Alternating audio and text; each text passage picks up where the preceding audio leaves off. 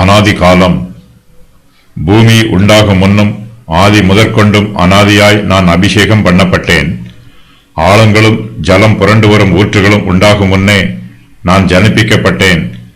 மலைகள் நிலை பெறுவதற்கு முன்னும் குன்றுகள் உண்டாவதற்கு முன்னும் அவர் பூமியையும் அதன் வெளிகளையும் பூமியில் உள்ள மண்ணின் திரள்களையும் உண்டாக்கும் முன்னும் நான் ஜனிப்பிக்கப்பட்டேன். தேவகுமாரனாகிய இயேசு கிறிஸ்து நித்திய காலமாய் இருக்கிறவர். பிதாவானவர் குமாரனாகிய இயேசு கிறிஸ்துவை ஜனிப்பித்தார். அவரை தமது வழியின் ஆதியாக கொண்டிருந்தார். கர்த்தராகிய இயேசு கிறிஸ்து பிதாவாகிய தேவனுடைய ஒரே பேரான குமாரன். கிறிஸ்துவானவர் பிதாவுக்கு நேச குமாரன். பிதாவானவர் குமாரனாகிய இயேசு கிறிஸ்துவின் மேல் பிரியமாய் இருக்கிறார். கர்த்தர் தம்முடைய கிரியைகளை ஆரம்பிப்பதற்கு முன்பாகவே தம்முடைய குமாரனாகிய இயேசு கிறிஸ்துவை தமது வழியின் ஆதியாக கொண்டிருந்தார். கிறிஸ்துவானவர் பூர்வ காலம் முதல் பிதாவோடு கூட இருக்கிறார். தேவனுடைய வார்த்தை நித்தியமானது. இந்த உலகம் சிருஷ்டிக்கப்படுவதற்கு முன்பாகவே, காலங்கள் ஆரம்பமாவதற்கு முன்பாகவே வார்த்தையானவர் இருந்தார். அவர் நித்திய காலமாக இருக்கிறவர்.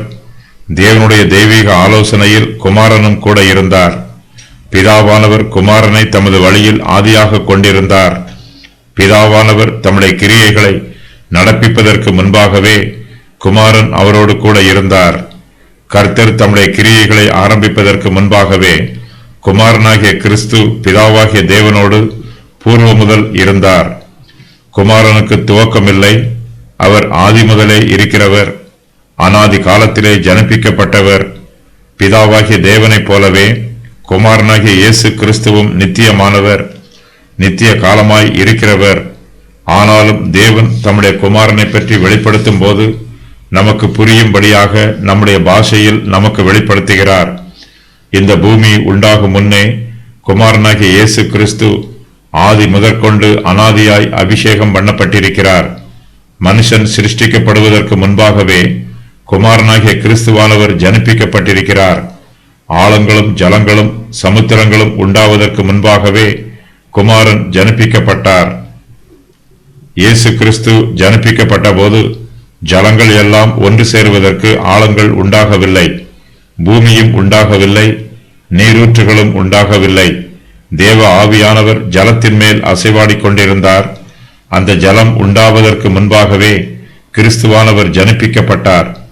மலைகள் நிலை பெறுவதற்கு முன்னும் குன்றுகள் உண்டாவதற்கு முன்னும் அவர் பூமியையும் அதன் வெளிகளையும் பூமியில் உள்ள மண்ணின் திரள்களையும் உண்டாக்கும் முன்னும் தேவகுமாரனாகிய கிறிஸ்துவானவர் ஜனிப்பிக்கப்பட்டார். இந்த பூமியிலே ஜீவராசிகள் உண்டாக்கப்படும் முன்பாகவே கிறிஸ்துவானவர் ஜனிப்பிக்கப்பட்டார். நித்திய வார்த்தையானவர் ஜனிப்பிக்கப்பட்டார். இந்த பூமியும் உண்டாக்கப்படவில்லை, பூமியில் உள்ள மண்ணின் திரள்களும் உண்டாக்கப்படவில்லை. மலைகள் இன்னும் நிலை பெயரவில்லை, குன்றுகள் இன்னும் உண்டாகவில்லை. இவையெல்லாம் உண்டாக்கப்படும் முன்பாகவே குமாரனாகிய கிறிஸ்துவானவர் ஜனிப்பிக்கப்பட்டார்.